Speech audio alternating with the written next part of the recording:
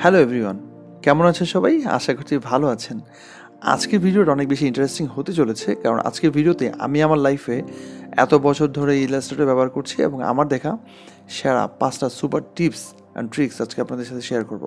So নিশ্চয়ই ভিডিওটা অনেক ইম্পর্ট্যান্ট এবং আপনি ভিডিওটা শেষ পর্যন্ত থাকলে এই পুরো 5টা সুপার ট্রিক্স বা টিপস আপনি শিখে যেতে পারবেন, যেগুলো আপনি আপনার ডেইলি লাইফে বা ডিজাইনের ক্ষেত্রে আপনি ইউজ করতে পারবেন। তো আজকে ভিডিও শুরু করার আগে আরেকটা গুরুত্বপূর্ণ অ্যানাউন্সমেন্ট আপনাদেরকে দিচ্ছি। সেটা হচ্ছে, যারা আমার সাথে সরাসরি লাইভ ক্লাসে যুক্ত হতে চান, আমার সাথে যারা গ্রাফিক ডিজাইন কোর্স করতে চান বা ইন্টারেস্টেড, তারা আমার 14তম ব্যাচে জয়েন হতে পারেন। আমাদের নতুন ব্যাচের অ্যানাউন্সমেন্ট হয়েছে এবং এটা রেজিস্ট্রেশন চলছে। এই ব্যাচে অনেক কিছু নতুন করে অ্যাড করা হয়েছে। সব ডিটেলসগুলো ভিডিও ডিসক্রিপশানে লিঙ্ক দিয়ে দিয়েছি, সেখানে দেখে নেবেন। এবং এই 14তম ব্যাচে আমি এমন কিছু রেখেছি যেটা আগের কোনো ব্যাচে রাখা হয়নি। তার মানে এই ব্যাচটা অনেক বেশি স্পেশাল এবং অনেক বেশি ডিফারেন্ট অন্য সব ব্যাচ থেকে। সো কোনোভাবেই মিস করা যাবে না। দ্রুত রেজিস্ট্রেশন করে আমার সাথে সরাসরি লাইভ ক্লাসে যুক্ত হয়ে যান। সো চলুন ছোটো একটা ইন্ট্রোর পর ভিডিওতে ফিরে আসি।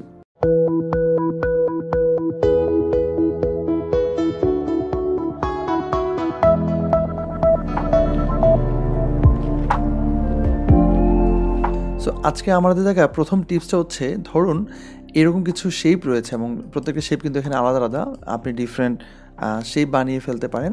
সো আমরা চাচ্ছি যে এই সবগুলো শেপের ভিতরে এই ইমেজটাকে এখানে মাস্ক করবো, যেটা আমরা লেয়ার মাস্কের মাধ্যমে করতে পারি। সো নর্মালি দেখা যায় সবগুলোকে সিলেক্ট করে যদি আমি এখানে Ctrl+7 প্রেস করি, তাহলে অনলি একটা শেপের মধ্যে ইমেজটা আসলে মাস্ক হয়, বাকি সবগুলোতে হচ্ছে না। সো এটা কী করে আমরা করব, মানে সবগুলো শেপের মধ্যে যাতে ইমেজটা পারফেক্টলি মাস্ক হয়ে যায়, সেটা আমরা করতে আছি ক্লিপিং মাস্কের সিস্টেমে। সো এটা করার জন্য আমাদের একটা ছোটো টিপস রয়েছে, সেটা হচ্ছে সবগুলো শেপকে সিলেক্ট করে আমি যদি জাস্ট এখানে যাই পাথফাইন্ডারে, সেখানে এই যে 3 ডট অপশনে যদি ক্লিক করি, দেন হচ্ছে এখানে মেক কম্পাউন্ড শেপ যদি ক্লিক করে দিই, তাহলে কম্পাউন্ড শেপ হয়ে একটা হয়ে যাবে। অ্যান্ড দেন যদি আমি এখানে ইমেজটা এখানে নিয়ে বসাই এবং যদি সবগুলোকে সিলেক্ট করে Ctrl+7 প্রেস করি, অথবা রাইট বাটনে ক্লিক করে যদি আমরা মেক ক্লিপিং মাস্কে ক্লিক করি, তাহলে দেখা যাবে এটা পারফেক্টলি এখানে ক্লিপিং মাস্ক হয়ে যাবে। এবং ডাবল ক্লিক করলে আপনি আবার রিএডিট করতে পারবেন, বা যদি আপনার কোনো ধরনের চেঞ্জ দরকার হয়, সেই ক্ষেত্রে আপনি আপনার ইচ্ছে মতো সেই চেঞ্জটা খুব সহজে করে ফেলতে পারবেন। একই ব্যাপারে এখানে একইভাবে ঘটবে। যদি আমি এই সবগুলো শেপকে যদি একইভাবে এখানে মেক কম্পোনেন্ট ক্লিক করে দিই, দেন যদি ইমেজটাকে যদি আমি এখানে সবার নিচে নিয়ে যাই, তাহলে আমি একসাথে সিলেক্ট করে অ্যান্ড দেন যদি Ctrl+7 প্রেস করি, তাহলে দেখা যাবে একইভাবে এই শেপের মধ্যে ইমেজটা পারফেক্টলি এখানে মাস্ক হয়ে যায়। Tips number 2। সো আজকে টিপস নাম্বার 2তে যে বিষয় রয়েছে সেটা হচ্ছে ট্যাক্স নিয়ে আসলে অ্যাকচুয়ালি ব্যাপারটা, যেটা আসলে আমরা হয়তো অনেকেই জানি না। আমার এখানে একটা সার্কেল রয়েছে এবং সেই সার্কেলটাকে আমি 2টা ভাগে ভাগ করেছি, এবং নিচের সার্কেলটা নিয়ে অ্যাকচুয়ালি আমি ইফেক্টটা করে দেখাতে চাই। চাইলে আপনি যে কোনো শেপের মধ্যেই করতে পারেন। তো প্রথমে আমি এখানে হচ্ছে আমার টাইপনের পাথ টুলটা নিব এবং এখানে গিয়ে জাস্ট আমি ক্লিক করব, এবং আমার একটা লেখা কপি করা রয়েছে, সেটা হচ্ছে ওয়াই টেকনোলজি 2022। এই লেখাটাকে আমি জাস্ট এখানে রাখলাম। রাখার পর আমরা চাইলে কিন্তু এটা মুভ করতে পারি, এখানে বিভিন্নভাবে এটাকে ঘোরাতে পারি। সো দেন হচ্ছে আমরা এখানে টাইপে যাবো, অ্যান্ড দেন হচ্ছে টাইপ অনে পাথ যে অপশন রয়েছে সেখান থেকে টাইপ অনে পাথ অপশনস এটাতে চেক ইন করে দেবো। দেন হচ্ছে আমি এখানে প্রিভিউতে যাব এবং যদি ফ্লিপ করি, তাহলে এটা উল্টো করে উপরের দিকে চলে আসে। এবার আমরা যদি এখানে ইফেক্টে যাই, অ্যান্ড দেন এখানে দেখেন একটা একটা করে আপনি চেঞ্জ করতে পারবেন। এবং এখানে 3D যদি আমরা রিবনে প্রেস করি, তাহলে দেখেন খুব দারুণ করে লেখাগুলো এখানে আসতেছে। অ্যান্ড দেন এখান থেকে আরও একটা অপশন রয়েছে, যেটা এক এক করে আসবে, তারপর এখান থেকে আরেকটা। সো আপনি আপনার ইচ্ছে মতো যে কোনো একটা অপশন চুজ করতে পারেন। অ্যান্ড দেন এখানে অ্যালাইন টু পাথের ক্ষেত্রেও আপনি এখানে চেঞ্জ করতে পারেন, যেটা আসলে অ্যালাইন মানে পাথ থেকে কতটুকু দূরে যাবে। এবং এখান থেকে দেখেন আপনি আরেকটা করতে পারেন। দেন এখানে তো সেন্টার, একদম পাথের সেন্টারে মিডলে আসলে বরাবর এটা থাকবে।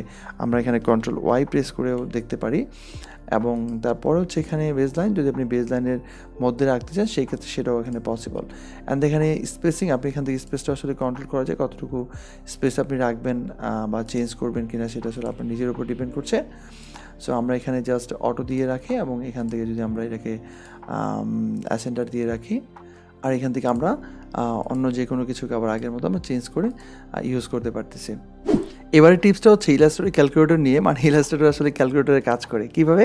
ধরুন আমি এখানে একটা শেপ ক্রিয়েট করছি এবং যেটা একটা স্ট্রোক কালার দিচ্ছি অনলি, শুধুমাত্র একটা স্ট্রোক কালার। এবং আমি যাচ্ছি আমার এই সার্কেলের চারপাশে হচ্ছে একটা ছোট একটা সার্কেল আরও চারপাশে আমি রোটেট করাবো এবং অনেকগুলো আমি এখানে তৈরি করতে চাই। সো এটা খুব সিম্পলি আমরা এখানে করতে পারি। তো কীভাবে করে, ধরো আমি এখানে এই সেন্টার পয়েন্ট বেস করে ধরে আমি হচ্ছে এখানে গিয়ে ছোট করে একটা ছোট পুচকি করে একটা এখানে আমি আঁকি এবং এটা যেটা আঁকলাম সেটা আমার এখানে থাকলো। সো এখন আমি যেটা চাচ্ছি সেটা হচ্ছে এই সার্কেলটাকে জাস্ট চারপাশে আমি অনেকগুলো করবো এবং আমি ক্যালকুলেট করে করতে চাই কি যে নির্দিষ্ট অ্যাঙ্গেল এটা রোটেট হবে। বাট আমার আসলে জানা নেই যে এটা আসলে কত ডিগ্রিতে কতটুকু হবে বা আমি এখানে কয়টা করব। তো আমি এটা না জানলেও আমি একটা প্রসেস আসলে করতে পারি। সেটা হচ্ছে আমি যদি এখানে রোটেট যে টুলটা রয়েছে সেই রোটেট টুলে যদি ক্লিক করি এবং এটা সিলেক্ট থাকা অবস্থায় যদি এখানে আমি এটাকে এটার সেন্টার পয়েন্টে যদি যাই এবং দেখতে পাচ্ছি এটা হচ্ছে একটা সেন্টার পয়েন্ট এবং সেখানে গিয়ে যদি আমি অল্টার প্রেস করে ক্লিক করি তাহলে আমাদের রোটেট একটা ডায়লগ বক্স চলে আসে। সো আমরা জানি যে কোনো একটা বৃত্ত বা একটা সার্কেল হচ্ছে 360 ডিগ্রিতে হয়। সো এখানে আমি 360 দিয়ে দিলাম এবং আমি এখানে স্ল্যাশ দিব। স্ল্যাশ মানে হচ্ছে ভাগ করতে চাই, আমি কতটা ভাগে ভাগ করতে এখানে চাচ্ছি। সো আমি এখানে ধরেন এখানে টোটাল হচ্ছে 20টা ভাগে ভাগ করতে চাই, দ্যাট মিনস আমি এখানে 20 লিখলাম। এবার যদি জাস্ট এখানে আমি একটা কপি দিই তাহলে আমার একটা মাত্র এখানে কপি হয়েছে, একটা মাত্র এখানে রোটেট হয়েছে। এবার যদি আমি কন্ট্রোল ডি প্রেস করতে থাকি, যতবার ডি প্রেস করবো ততবার আমার একটা একটা করে এখানে রোটেট হবে। তো এইভাবে আসলে যে কোনো কিছুকে আমরা রোটেট করে ফেলতে পারি বা ক্যালকুলেট করে ফেলতে পারি। তো এই ধরনের অনেক ক্যালকুলেশন আসলে ইলাস্ট্রেটর দিয়ে করে ফেলা যায়। যেমন আপনি পিক্সেল থেকে ইঞ্চিসে কনভার্ট করবেন বা ইঞ্চিস থেকে মিলিমিটারে কনভার্ট করবেন, জাস্ট সেটা লিখলেই হয়ে যায়। সো এবারে টিপসটা হচ্ছে পাথফাইন্ডার টুল নিয়ে। সো পাথফাইন্ডার টুলের মধ্যে যদি ধরেন আমরা দুইটাকে সিলেক্ট করি এবং এখান থেকে যদি মাইনাস ফ্রন্ট করে দিই তাহলে নর্মালি জাস্ট আমরা মাইনাস ফ্রন্ট করতে পারছি। বাট আমি যদি এখানে অল্টার প্রেস করি তারপর যদি এখানে মাইনাস ফ্রন্ট করি তাহলে ডিফারেন্স যেটা হয় সেটা হচ্ছে এবার যদি এটাকে এডিট করতে চাই, লাইক ধরেন আমি এই সার্কেলটাকে একটু বড় করতে চাই, ছোটো করতে চাই বা মনে করছি এটা একটু পাশে যাইতো, তো এই জিনিসটা আমার মানে মাইনাস ফ্রন্ট করার পরে কিন্তু আমরা চেঞ্জ করতে পারি না। তো যদি আপনি অল্টার প্রেস করে মাইনাস ফ্রন্ট করেন তাহলে সেটা পারবেন। কীভাবে? এবার যদি আমরা লেয়ার প্যানেলে চলে যাই, লেয়ারে এখানে যাওয়ার পর যদি এখানে ড্রপডাউনে ক্লিক করি তাহলে দেখবো আমরা কম্পাউন্ডে এখানে দুইটা লেয়ার তৈরি হয়েছে। তো এটা একটা এবং এখানে আরেকটা। সো আমরা জাস্ট নিচের দিকে ক্লিক করে এবার দেখেন এটাতে যখন ক্লিক থাকবে তখন কিন্তু আপনি এটাকে চেঞ্জ করতে পারবেন। যেমন সো অনলি এটাকে ক্লিক করলে দেখা যাবে এটা সিলেক্ট হবে এবং যদি আপনি এখানে মুভ করেন তাহলে ইজিলি যে কোনো জায়গা থেকে এটাকে চেঞ্জ করতে পারবেন। এবং আরও বেশি বেটার বোঝার জন্য আমরা এখানে নিচের দিকে ধরুন একটা রেক্ট্যাঙ্গেল যদি ড্র করি এবং সেটাকে যদি আমি এখানে নিচে নিয়ে যাই, এবার দেখবেন খুব সহজে এটাকে আমি এখান থেকে মুভ করতে পারছি। যদি আমি এটাকে সিলেক্ট করি, অনলি এটাকে সিলেক্ট করে দেখেন ইজিলি, এবং এখানে আপনি এটাকে বড় করা ছোট করা বিভিন্নভাবে কিন্তু চেঞ্জ করা যায় এবং মনে হচ্ছে যে এটা লাইভ এটাকে আপনি চেঞ্জ করতেছেন, তাই না? তো এই ট্রিক্সটা আপনার জন্য অনেক হেল্পফুল হবে যদি লোগো ডিজাইন নিয়ে কাজ করতে চান বা অন্যান্য বিভিন্ন ক্রিটিক্যাল শেপ ক্রিয়েশনের ক্ষেত্রে কিন্তু এই টিপসটা বেশ হেল্পফুল হবে। তো আজকের 5 নাম্বার এবং সর্বশেষ ফাইনাল যে টিপসটা রয়েছে সেটা হচ্ছে অনেক বেশি ইন্টারেস্টিং। আর যেমন ধরুন আমার এখানে অনেকগুলো শেপ রয়েছে বা অনেকগুলো লেয়ার বা লাইন রয়েছে, এগুলোকে আমরা কী করে অ্যালাইন করতে পারি। এটা খুবই সিম্পল, আমরা সবাই জানি যে এটাকে ইজিলি আপনি যদি এখান থেকে অ্যালাইন করে ফেলতে চান এবং ডিস্ট্রিবিউট করতে চান আমরা ডিস্ট্রিবিউট করে ফেলতে পারছি। বাট আমরা যদি কোনো অ্যাঙ্কর পয়েন্টকে অ্যালাইন করতে চাই, অ্যাঙ্কর পয়েন্টকে আবার কী করে অ্যালাইন করি? আমরা তো সবসময় লেয়ারকে অ্যালাইন করি বা কোনো একটা কিছুকে।